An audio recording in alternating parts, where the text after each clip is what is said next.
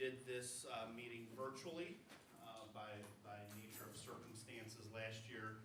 And so I want to welcome everybody here in room 173, the community room, but also want to welcome all of our viewers that are watching online.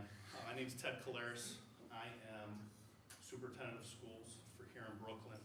I would like to a couple welcomes and thank yous and acknowledgements. I want to acknowledge our administrative team that is here this evening, so thank you for being here. We have a couple council persons, women, men here this evening, so I want to welcome them. We also have two board members this evening, Ms. Kelly Kroll and Mr. Rob Slattery. So I want to welcome all of you and thank you for being here this evening. And I want to welcome our community members for attending this evening. Today, or this evening, what we want to do is, what I want to do is take an opportunity to update the community in terms of all the great things and all the progress we've made this school year. Obviously, we're coming off of a pandemic and things are finally beginning to return to somewhat of a normal pre-March of 20 environment. But today I want to talk a little bit about our strategic planning process, that this year is year 2 of it, and we're close to finishing that process. I want to talk to everybody about our strategic initiatives. I want to talk about our programming, anticipated new programming for next school year, and then also want to take a little bit of time to talk about some of our facility operations and the fiscal status of the school district. But really what we really want to do is begin and continue to engage with our stakeholders, our community, in terms of what we do here in the school district. I want to acknowledge our Board of Education, our President, Mrs. Bonnie Barczyk, Vice President, Mr. Rocky Neal, Mr. Rick Singer, a member, talked to Mrs. Kelly Kroll, and Mr. Rob Slattery, also are here this evening. Just want to thank you for your support, leadership. This is my 14th year total being in the district. I've known our board members for quite a long time, and just want to thank them for their support during obviously a very chaotic but difficult time these last couple of years. Going into our strategic planning. Last school year, we came into the district, we started the year with trying to develop what really we want to consider a student when they leave our school district. What traits, what characteristics do we want our students to have? And part of what we did last year is we didn't start with test scores, data points, diagnostic. We didn't start with those things. We started with characteristic skill sets that we want our students to have that will make them successful lifelong learners and successful adults. Our strategic planning, and again, we facilitated most of this work via Zoom and online, and so kudos to them for being able to participate through that and contribute.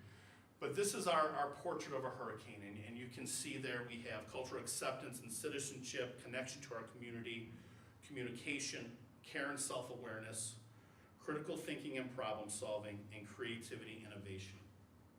One of the key factors when you consider this portrait is the fact that this doesn't necessarily, it does not begin at the end of a student's career here.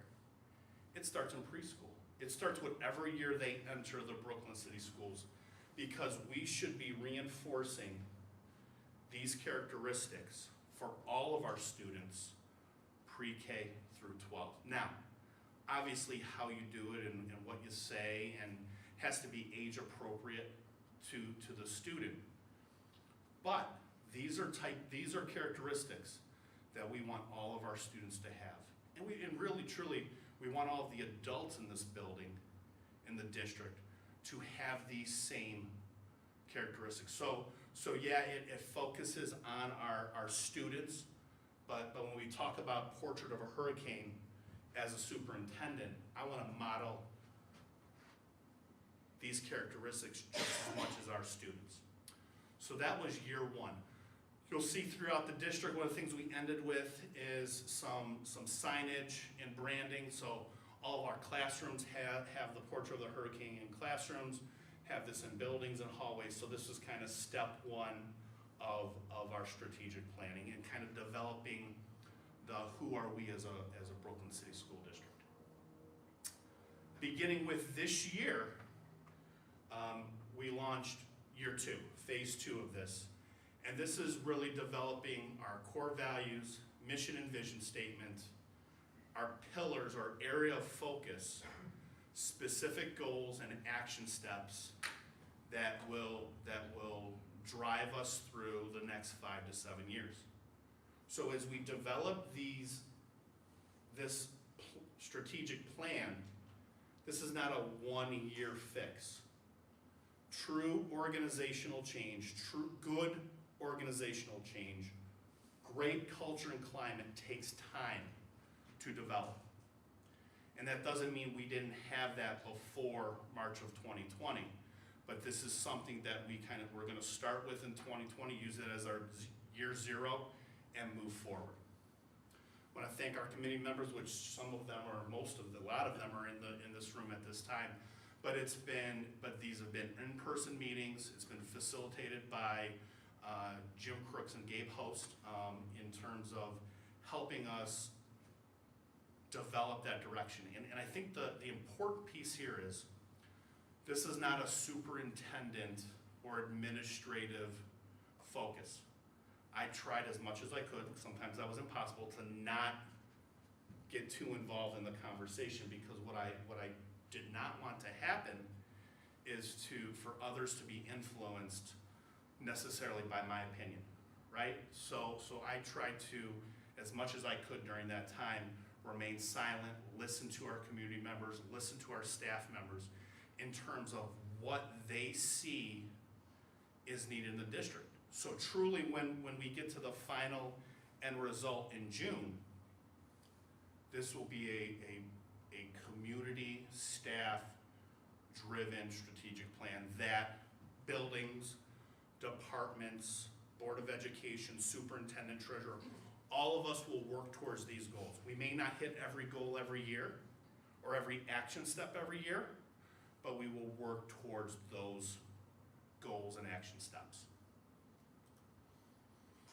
Very quickly, our core beliefs that was developed by the committee: respect, character, excellence, integrity, diversity, and accountability. And you will see that some of these core beliefs also are found here in the Portrait of a Hurricane. What that says to me as a superintendent is that if we're seeing this by really 2 separate groups in 2 consecutive years, that these are characteristics that are truly important to the school community, right? It's not just the school district, it's the school community. Those are our core beliefs. When we look at the vision and mission statement that was developed, the vision statement: Brooklyn City Schools will be the model of educational excellence and community connectivity through practical, diverse, and innovative approaches to learning. Mission statement: very simple, easy to remember, to educate, inspire, and foster pride, unity, and respect in what we do. Everything we do is not perfect, right? It's not perfect. Nothing you can do is perfect. But what we wanna model in this school district, what I want our staff to model, Colleen and I, what we want them to model is the fact that we're gonna work towards being an excellent elite school district. It's not gonna happen in year 1, year 2, but as long as we keep working towards these goals, we're gonna do some really great things here. Pillars that were developed, and I have their pillars for Brooklyn 2030. Again, these are pillars that we want to develop and work towards over the course of the next 7 years. academic achievement and growth, social and emotional wellness, community engagement and communication, career and college readiness, and finance and district operations. So the committee felt that these 5 pillars, these five areas were the key to developing a well-rounded strategic plan that everybody can focus, because these are the very different facets of what we do as a school district, right? We're not just an educational institution. You know, we have to consider that social and emotional health of our students and our staff too. And we want to engage with our community. We want to get our students ready for life after high school. That doesn't necessarily mean all of our graduates are going to go to college. And that's okay. We want, one of our main goals here is to provide options for all of our students, because all of our kids learn differently and all of our kids have different goals. And as a parent of a senior and a sophomore, I will tell you, my senior getting ready to graduate is on that 4-year college path, right? My sophomore, my son, not necessarily fully engaged yet with school. Does well, is successful, but he may be going down the path of that career readiness piece. And so it's our job to recognize that, give kids options, and help them, and help families help them to get where they want to get to. Put this slide in here because I think it's important to know that we have priorities in this school district, and we are focused on our student. We're focused on our students and our families.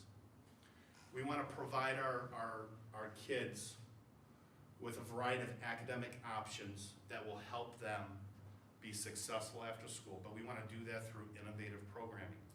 It's very important that we continuously look in the mirror as a school district and make sure that we are doing what's best for kids and giving kids options that they need. And part of my job and our treasurer's job is to help our building administrators, our department heads, to remove those obstacles. Part of my job and Colleen's job is to inform the Board of Education and listen to our Board of Education in terms of what are those focus areas and what does that innovative programming look like. We want to be responsive, transparent, and honest to everybody. And that doesn't necessarily mean we would always agree, but I'm a firm believer of, and administrative team will tell you, I say this all the time, and the parents in the room that know me from my days as a middle school principal, that honesty, being kind, is one of the most important characteristics you can have as an adult. Doesn't mean you agree, but you can do those things with integrity, kindness, as adults, and we want to model that. We want to create a learning environment to promote academic, and extracurricular excellence. Mentioned we want to model kindness, understanding, and trust. We want to be fiscally responsible and transparent. You know, that is an important piece here. You know, when I came into the district in 2020, there were some things from a facility side that needed to be addressed. I want the community, I want our school community to know that we're invested into making good financial decisions. And we want to use our data and facts to make informed decisions. And so those are some of the priorities that we have in the district. And are we perfect? No, we're not perfect. Do we sometimes get it wrong? We do. But one of those things is we're always going to have those conversations with folks to make sure we're always on the same page. From an academic progress and planning standpoint, for next year, we're in the process of planning a curriculum an assessment audit in terms of what does our curriculum look like, what do our assessment practices look like, and and how does that drive our programming. I'm concerned with making sure that we are putting the right fiscal resources in the hands of our staff, our teachers and administrators in terms of learning. And so part of that curriculum and assessment audit is to make sure we're doing things the right way and to make sure we're working smarter, not harder in terms of things. We're going to continue to embed professional development and training for next school year with an area of focus in literacy, mathematics, a continued area of focus with literacy, mathematics, and assessment practices. And I'm a firm believer that professional development for our staff, both classified and certified, is a direct benefit to our students and our families. And so that's one of our planning pieces for next year. Some review of some of our diagnostic data that we have so far this year, and some bragging points. Our building principals will tell you we've started the testing process in spring, and I will say that the Ohio State tests are mandated by the state of Ohio. It's the game we have to play.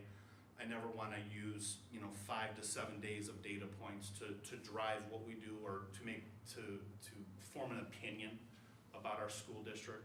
Though they're important, and we want to celebrate those successes, and we want to learn from the areas that we need to improve on. But from a reading standpoint, overall 50% of our kindergarten through 7th grade students exceeded expected growth in their reading area, and this is on the MAP test, and very quickly, that diagnostic is given 3 times a year. So this data point is from a fall diagnostic to a winter diagnostic. Over 70% of our kindergarten students exceeded expected growth. Specifically, grade 3 fall OST, 50% of our students met the criteria for promotion. There's still the third grade reading guarantee requirement at the state of Ohio, in the state of Ohio. So that's one of the things that we look at for our 3rd graders going into 4th grade.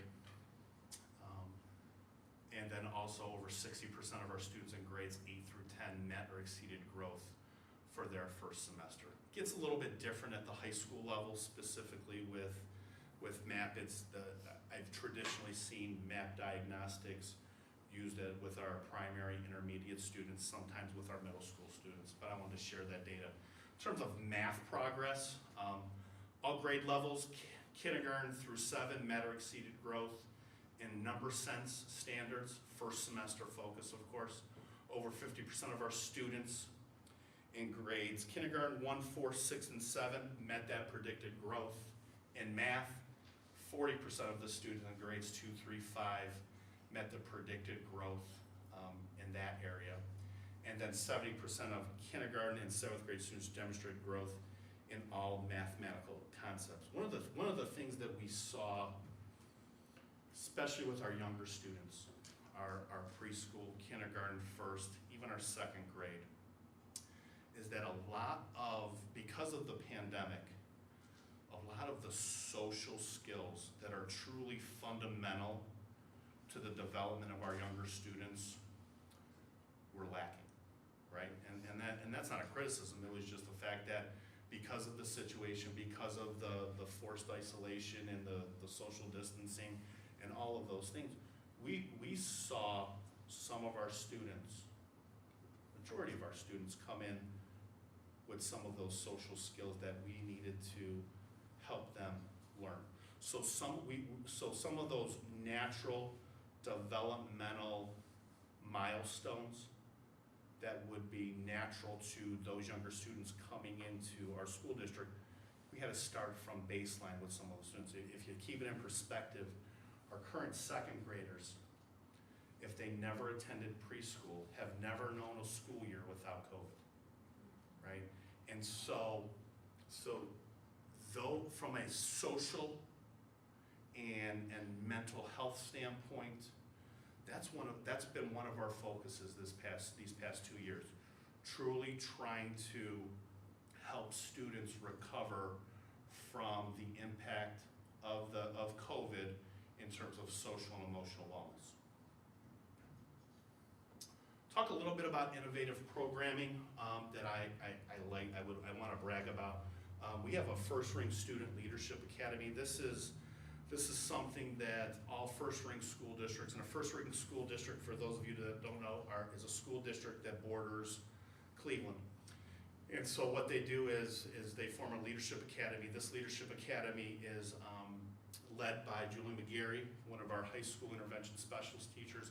These are a group of sophomores here, and the students here in this group, they've been tasked this year with a project. Their project is to provide feedback to Brooklyn High School administration and staff in terms of their intervention enrichment period that they've started this year.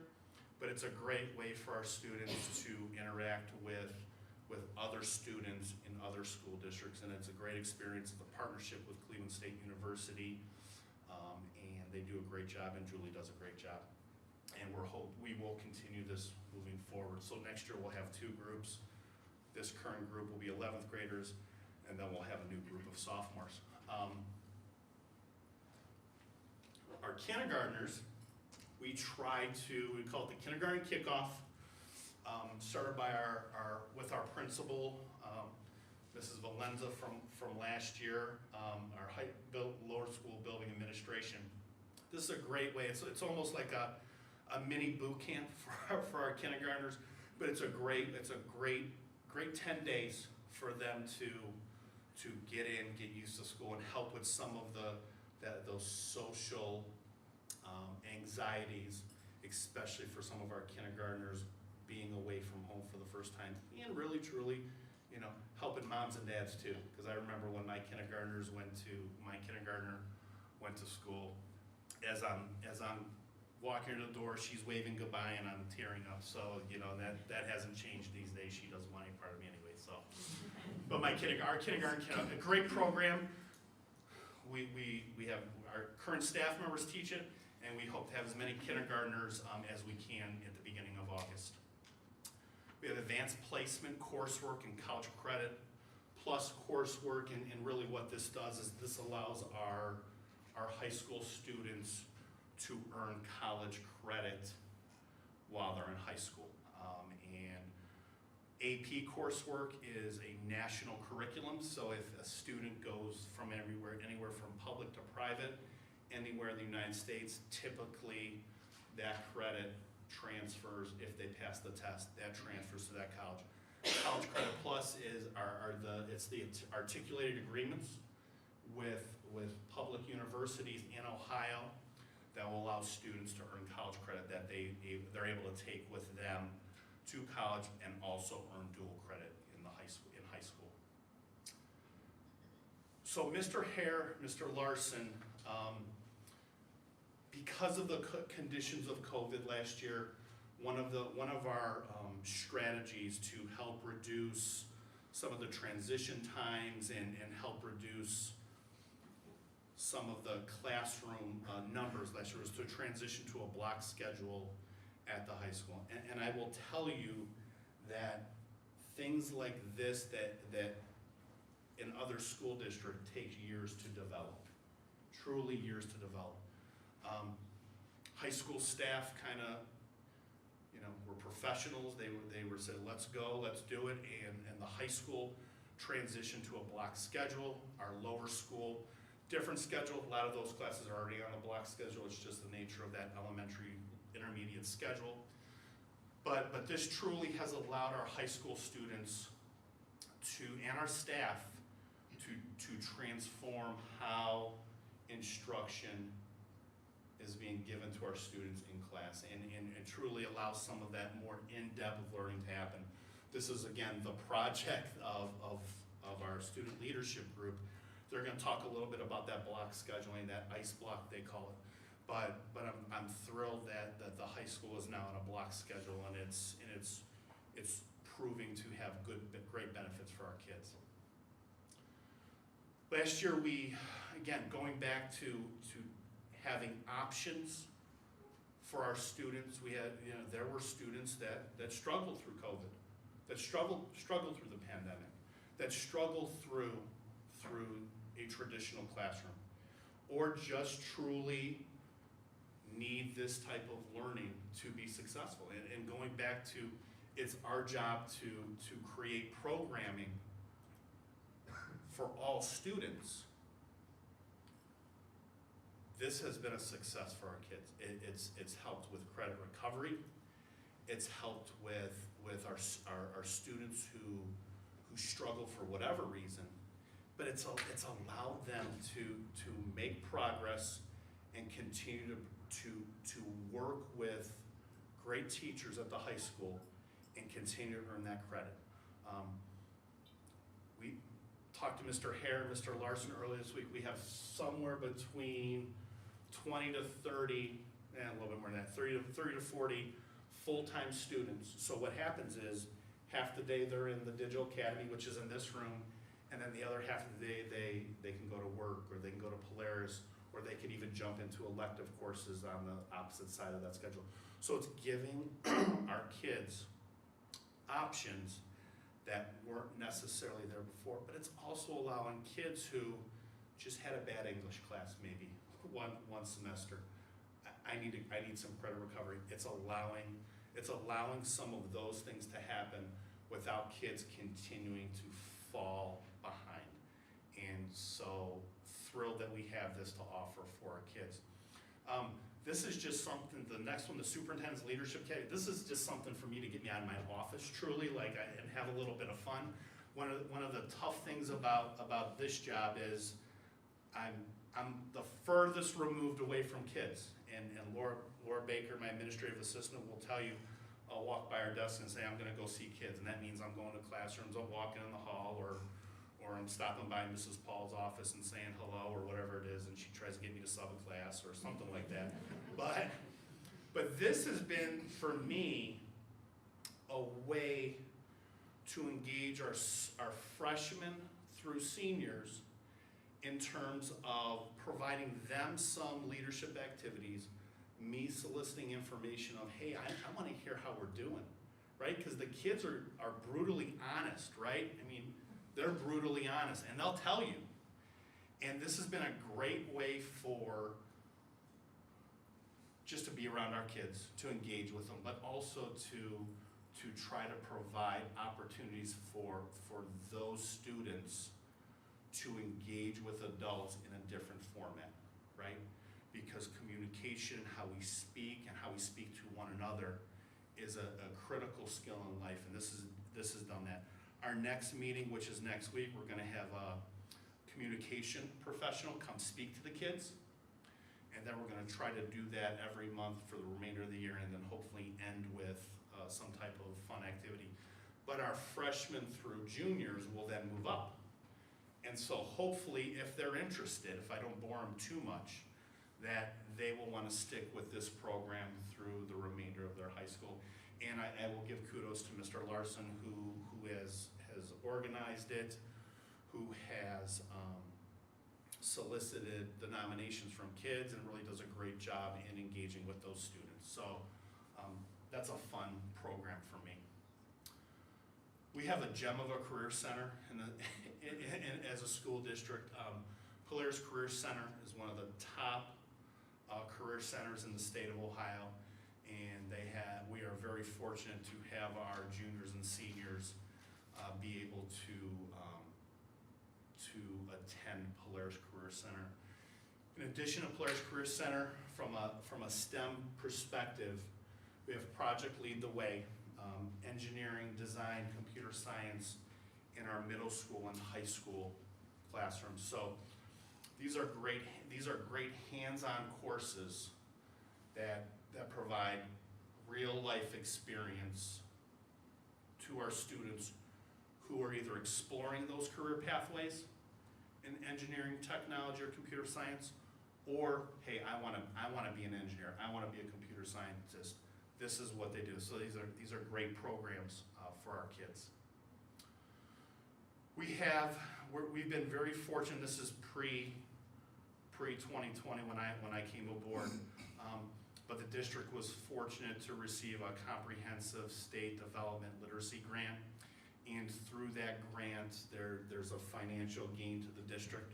So with that literacy grant, we were able to hire an instructional coach, and Mrs. Valenz is here as part of that, and she works with our elementary staff in terms of literacy initiatives. But it also has allowed us to provide professional learning initiatives and development with our staff at the pre-K through 7 campus. So this is a great program. There's, with grants, especially at the state level, there's sometimes hoops to jump through, but ultimately what this has done is it's provided additional supports and focus for our staff over the last 3-4 years.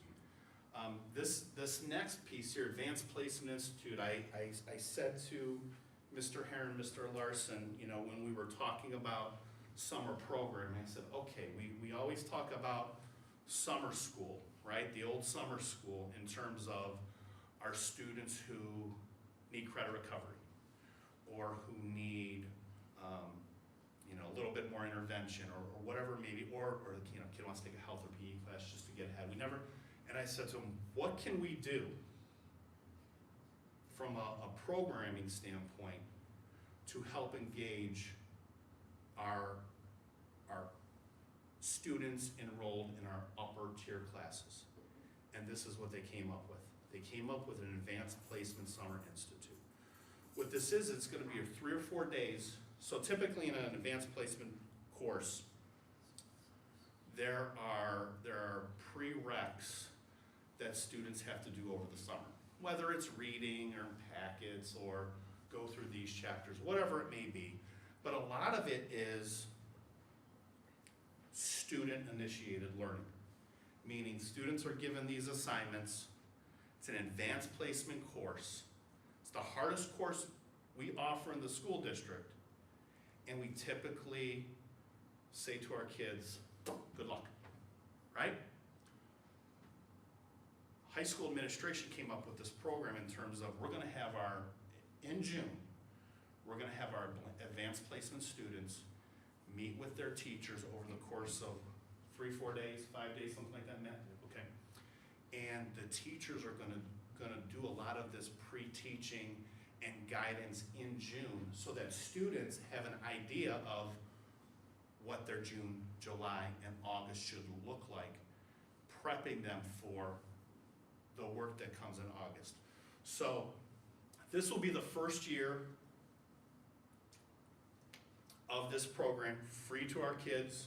I'm hoping eventually down the road this becomes successful and we can do some partnership with some other local school districts, because I think that would be a great idea to get different kids from different places, different cities, taking the same AP chemistry course, get together to help with those connections.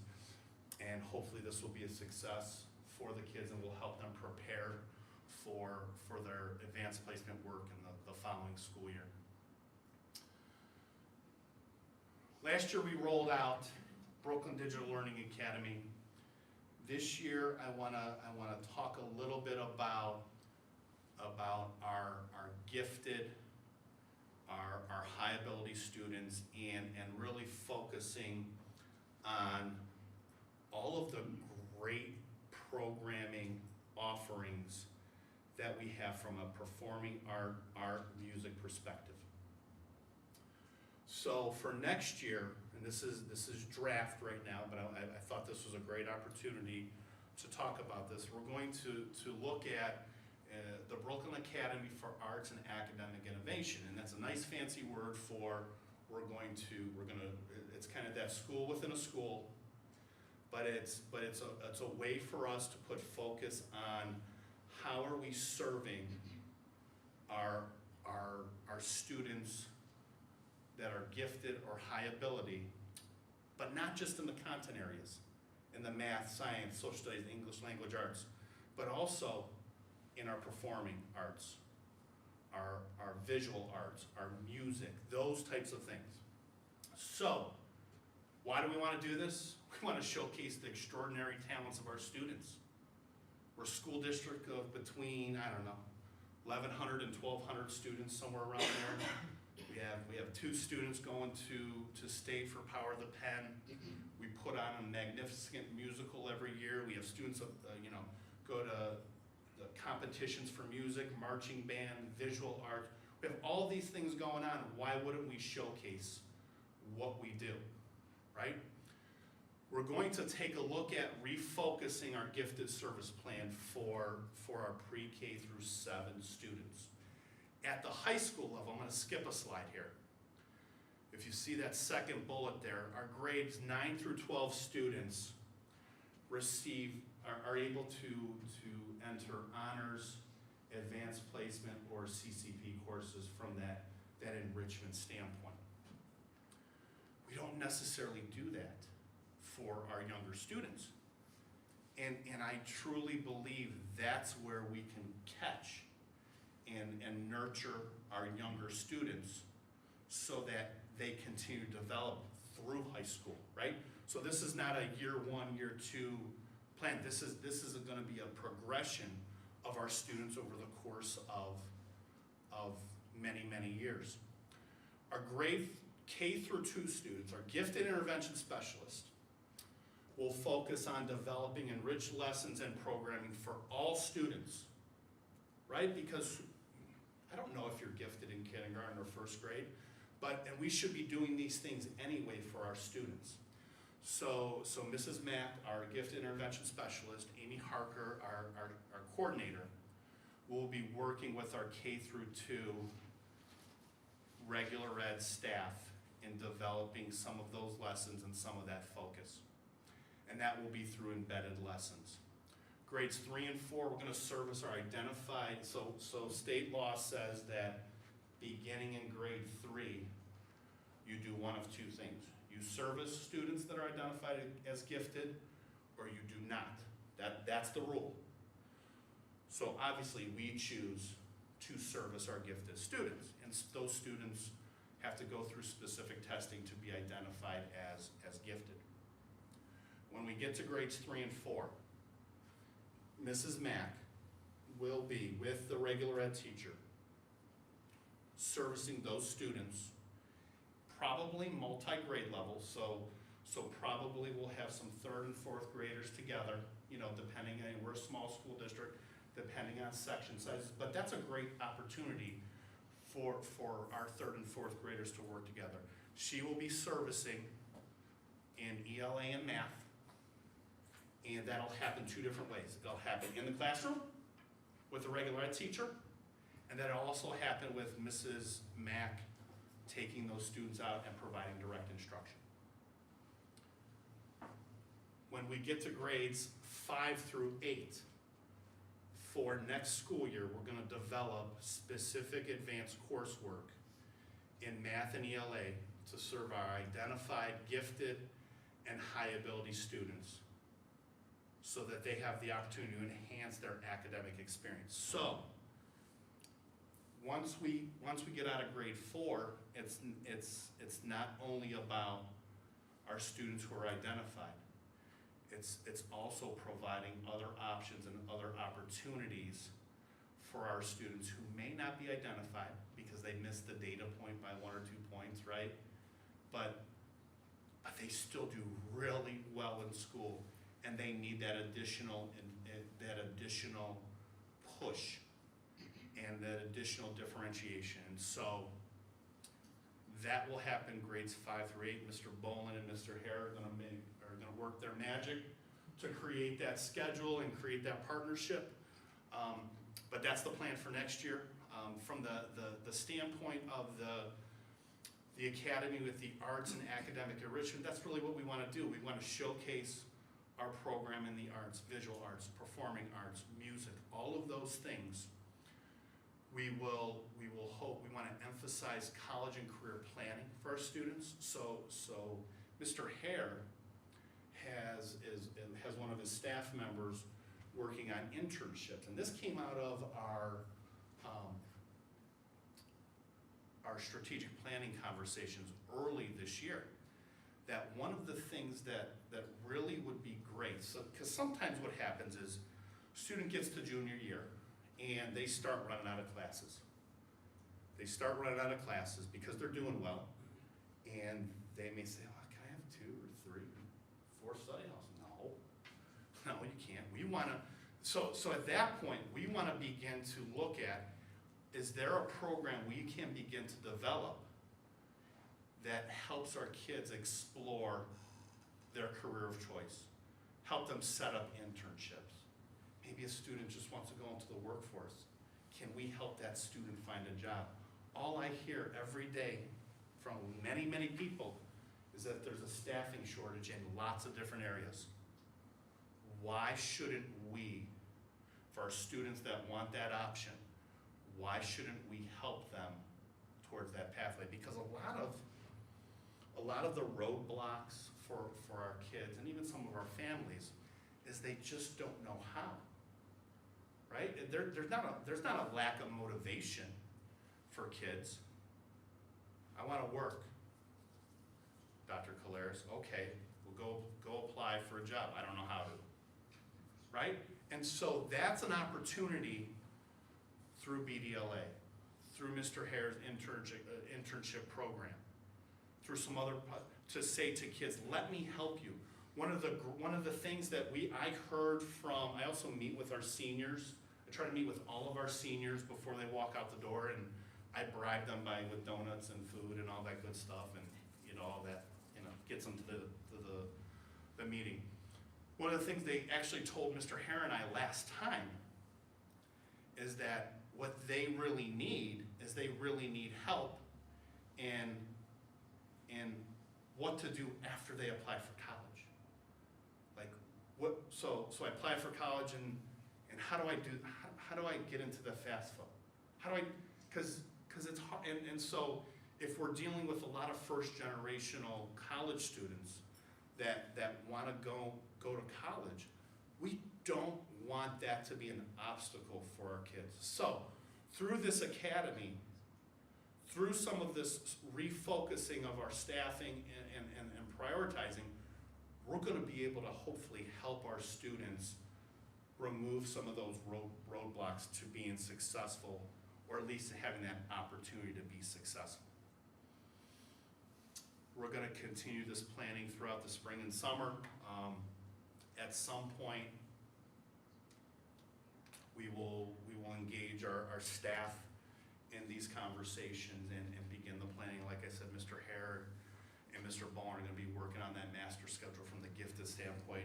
And is this perfect? No. Is this going to look different year 2? Probably, but we're going to try something new. We're going to try to get better, and we're going to try to showcase our kids and help them to have options.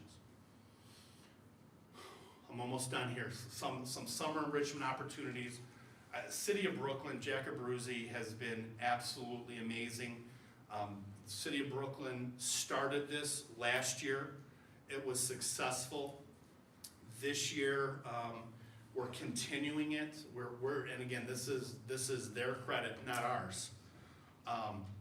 We're partnering with the City of Brooklyn and St. Thomas More to provide, and the city's providing a summer enrichment camp for our kids. Right now we have almost 35 of our students signed up for the enrichment camp. Through our federal funding, we're able to pay for that camp for those families for the entire summer. So this is just another way for our kids to keep active and engaged during the summer. Talked about kindergarten kickoff. We talked about summer school credit recovery.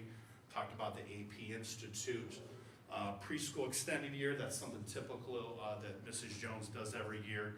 Mr. Bowen's working on a grades 1 through 3 summer enrichment program.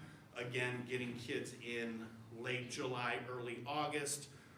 Some scheduling to say, hey, come on in, moms and dads, bring them, drop them off with us, leave them with us for a few hours, help them get caught up, so trying to reduce some of that summer lag that happens. And then again, going back to, we have specific and many camp opportunities through our athletic department and through the City of Brooklyn. And so if parents are interested either in our camp, contact Mr. Becker, which the contact information will be at the end, or you can contact the City Recreation Department.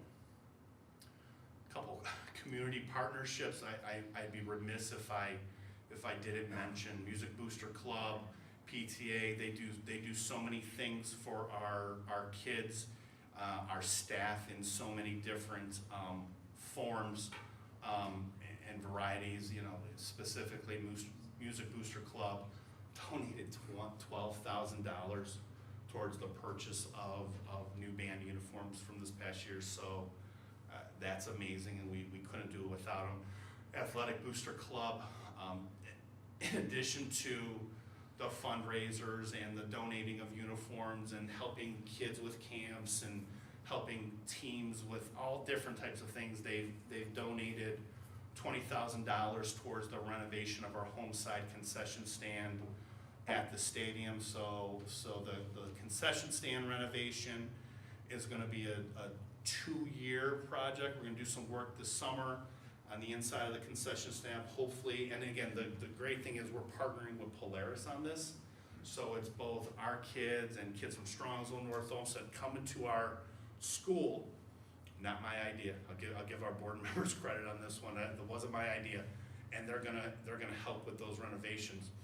The pavilion project, Mrs. Neal's been working hard on this one over the last 3-4 weeks.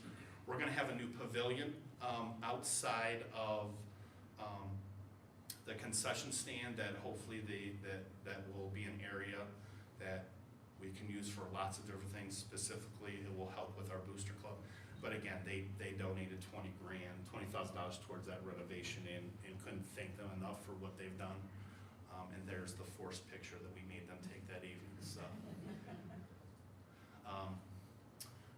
Brooklyn Chamber of Commerce, just want to plug Taste of Brooklyn, which is at the end of the month here, but they provide scholarship opportunities for our kids. Talked about the city of Brooklyn, various enrichment camps, enrichment and camp opportunities throughout the year, and I'm a true believer that the more we can get our kids active at a younger age, the more benefit it's going to have for everybody down the road, including our athletic programs. And it's better to be active and doing things as opposed to playing those video games at home. So we want our kids active. Some points of pride. One of my favorite pictures of the year, I don't know who took this, but 2 of our senior basketball players during the season. Student and family supports. We support families and students in terms of counseling, special ed, mental health, English language learners. We have PBIS. We have specific, and I'll give credit to Mrs. Paul and Mrs. Marquis at the lower campus with our Brooklyn Cares program, and I wish we could do that program every day, all day, every year. But this is just an amazing way of outreach for our families that need it, and it's if we do anything else nothing else in the district in the time I'm here, this is one of the most worthwhile things I've seen in my 20 plus years as being an educator. We've had virtual parent groups. We have our 5-star early childhood preschool program for our students. Various training opportunities for students transitioning to adulthood. We have attendance mediation.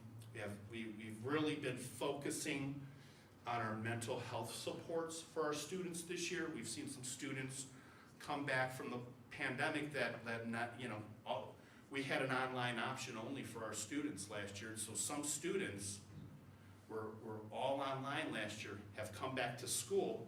That's a tough transition for kids, right? And even for some of our families. And so Mrs. Jones and her team have done a great job with how Guidestone to support those families, support our principals. With our ESSER money, our ARP money, we were able to hire a coordinator of family outreach and mental health, and Hannah's been an amazing asset to the district. She's positive, but she really does that one-on-one help with our kids and our families. And my favorite part is we have a therapy dog. She is literally, it's like the favorite part of my day, right? It's really a therapy dog for me, and that's okay. But she comes in, and her name's Basha. Angelica's the handler, and, certified therapy dog. And she just kind of teachers make appointments with her, and she goes into the classroom, and it's really been a great addition to some of the atmosphere of the building. I saw it on a Twitter that another school was doing one day. I talked to Paula about it. I said, Paula, what do you think? And 3 weeks later, we had a therapy dog, and Angelica and Basha come every Friday. So it's been a great thing for our kids and our staff. One of the things I want to talk about is how has the district responded to the COVID-19 pandemic since March of 20. We've received Title I, Title II, Title III, Title IV, IDEA, ESSER 1 and 2, and ARP funds to address some of the needs that have arisen from the COVID-19 pandemic. We've refocused our staff in terms of regular ed, special ed, English language learners, early child preschool, technology. And so what that means is that we've tried to take a hard look at where do we have our staff resources, and can we reallocate those staff resources to other areas of need, right? Doesn't mean anybody's lost their job or anything like that. It's just meant that, okay, I need staff to support this student in this area or this program, and we've done that. And prime example of we hired Mrs. Coulatin for our coordinator of student support programs to help with some of our learning loss. We hired Hannah in terms of our family outreach. So we're trying to put specific staff in place to support kids where they need. And I think that we always have to reevaluate what that looks like. Talked about summer and after school programming, PD opportunities. We've worked hard with facility and infrastructure improvements, safety, technology support. We've brought busing back into the school district. A firm believer that I want our kids on Brooklyn buses. So it's a point of pride for me. And I think that's gone pretty well. We do have to use a little bit of an outsource just because of staffing and vehicle use, but generally it's gone pretty well. We're very fortunate, like many districts.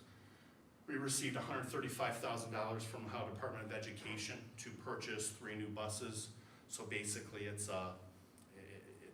they split the cost with us. So we've ordered the buses. We should get them in sometime in late fall, early winter. Everybody's seen this, or at least I've mentioned this before. This is kind of the dollar figures currently where we've put facility capital projects, how much total, which is in yellow, how much has been covered by grants or ESSER, and then how much has been covered by our general fund dollars. And then you can see below the specific areas of the district that we have focused some of that facility work. These are some of the anticipated capital investments over the course of the, let's just say 12 to 18 months. And you could, I want to highlight a couple. I talked about the school buses.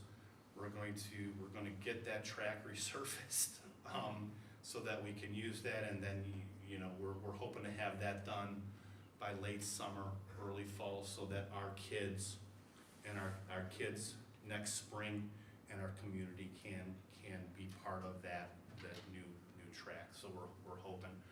We're looking at repaving Hurricane Alley this summer. Constant roof repairs, classroom furniture. We're replacing basically all the furniture at the high school. This is the second phase. We did phase 1 last year, and then we're going to do half of the lower campus this summer. So it will be a busy summer of moving furniture. So if you're a student worker and you want a job, call Mrs. Neal.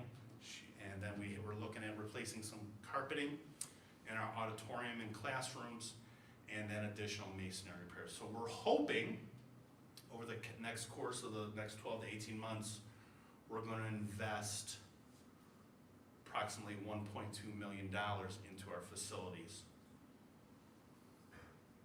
The fall, I asked the Board of Education and for permission, and they agreed for us to do a facility study in terms of where we're at facility-wise. Obviously, we have a brand-new, beautiful campus, pre-K through 7, which was done in 2015. We have a high school that was built in 1957, which is in great shape right now, but as we project and go forward, at some point, we're going to need to look at some of the major systems. Part of the reason for doing these capital investments is trying to do as much as we can as a district before we start looking at some of the big ticket items, HVAC, electrical, ventilation, those types of things. Here's what the facility study said this year, and it's like 3 volumes, but I will put a little asterisk by this. The costs have been accelerated, and because of staffing, because of supply chain issues, a variety of reasons. And so these numbers are about 25% higher because of the current market conditions. Obviously, this is 2021 numbers. If we ever look down the road to this, we're gonna have to redo this and say, okay, what do 2025, 26, 27, whatever it may be, what do those numbers look like? Right now, if you did new construction, you see those costs there.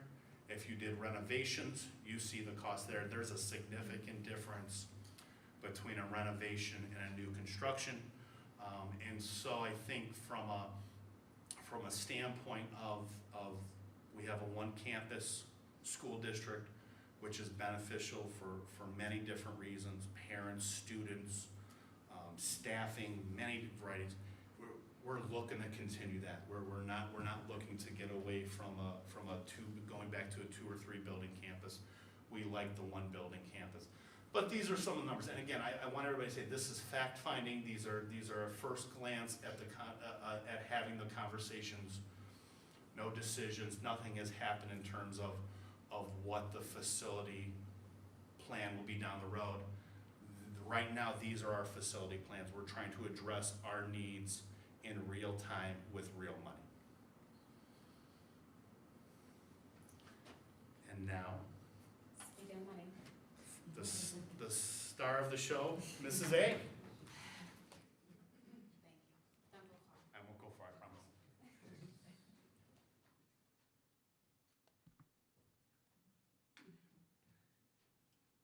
Hello, good evening, everyone. Thank you for coming. I will spare you the long, boring 5-year forecast presentation for tonight because I would love to invite you to the May 17th board meeting where I will be going over the 5-year forecast. Just a reminder, the forecast is a tool used for the board to monitor the school finances. So I don't want to spend too much time on this slide because, again, in May I'll be going over the May forecast. And there will be some differences from the November to the May. For example, the tax budget. The current tax budget was implemented from the county, so that would change some of the numbers. And then hopefully the Teamsters negotiation will be completed by the time the May forecast comes out. Their contract agreement is up at the end of this fiscal year, so that will also change some of these numbers. The current forecast here, though, the thing that I want to focus on is the projection of the negative cash balance without the renewal levies. That's in the red box right there. There will be a negative cash balance without the renewals versus the passing of renewal levies, which is the green box at the end, which gives us our stable cash balance. So that's going to segue into my next slide, if I know how to work that. Yes. So these are our levy cycles. Brooklyn currently has 4 renewal levies. They have 3 avoiding the deficit and 1 current expense. The key point I want to focus here is the top line, the avoiding the deficit levy. That one needs to be renewed by collection year 2023. That one will be falling off. So we are in talks of possibly going on the levy for November or for May to have this levy renewal come on the ballot. As a reminder, renewals are no new money. The district relies on the renewals for the current funding of the continued operation. I can literally spend all day on this slide talking about the avoiding a deficit versus the current expense versus the current millage, but I will spare you that also. There will be a Q&A at the end, I believe, so if you have any questions, please don't hesitate to ask me.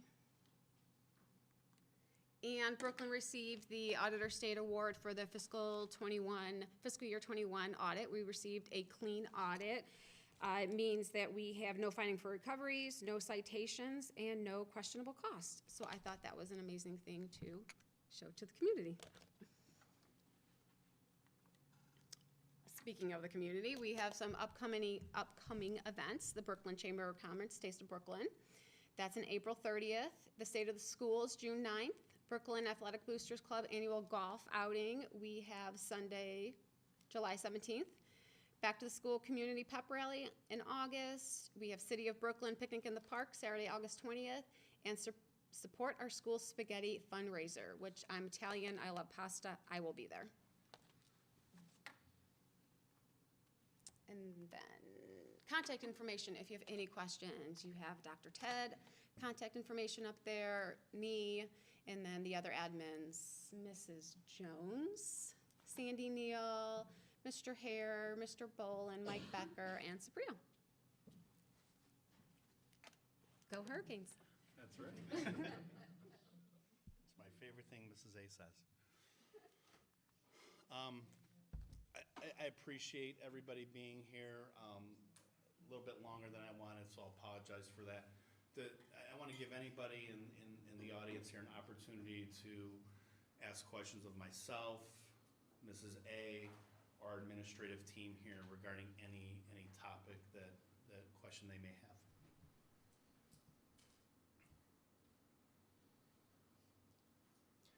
Yes. I have two quick questions. Yes. The first is regarding like programs or services or possibly hiring of staff that would be through federal funds Yes. relating to COVID. Do you anticipate being able to sustain those once the funding is no longer Yeah, there? that's a great question. So part of, it's easy to buy staff and it's easy to buy programming but if you want it to be sustained and effective and impactful, then it's got to stay, right? Because here's what I will say about the pandemic. The pandemic didn't create the problems I think we had. It put a spotlight on them, right? So we still had kids who may be struggling in school for lots of different reasons, families that struggle for lots of different reasons, learning loss, whatever it may be. I think the pandemic highlighted it. So as we have been developing these programs and hiring staffing, myself, Mrs. A, building principals, have been, okay, if we add an additional teacher here, I don't want this to go away in 2024. So to answer your question the program we have currently, the staffing we have currently in place will be outside of any other extraordinary issues based on current 5-year forecast will be maintained even when the federal funds go away. Okay. My second question is kind of like a sore spot in the community regarding the track. Yeah. So I just want to make sure it's still on your radar. When the improvements were done with the artificial turf, Okay. community members, residents lost access to it outside of the hours where basically it's locked up. In the evening time. Right, and on the weekends. Correct. So, we on council still get those complaints from residents, especially now that the weather's warmer. Sure.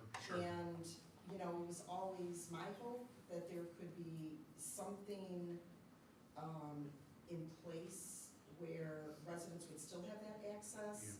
So, for example, some kind of swipe system where the cards, like from our rec center, the resident ID cards could allow people in. Right.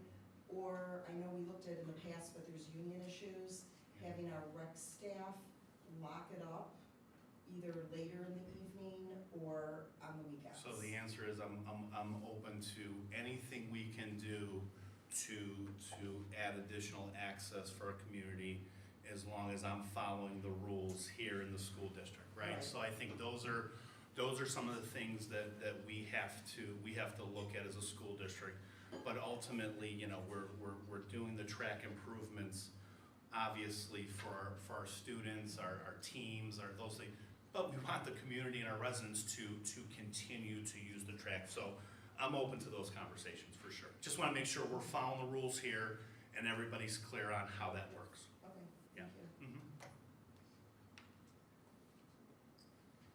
Any other questions, comments? All right, well, my mom used to say silence is acceptance.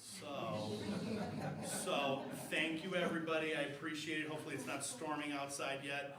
Have a great, today's Wednesday, right? A great Wednesday evening. And thank you for being here, everybody. Thanks a lot.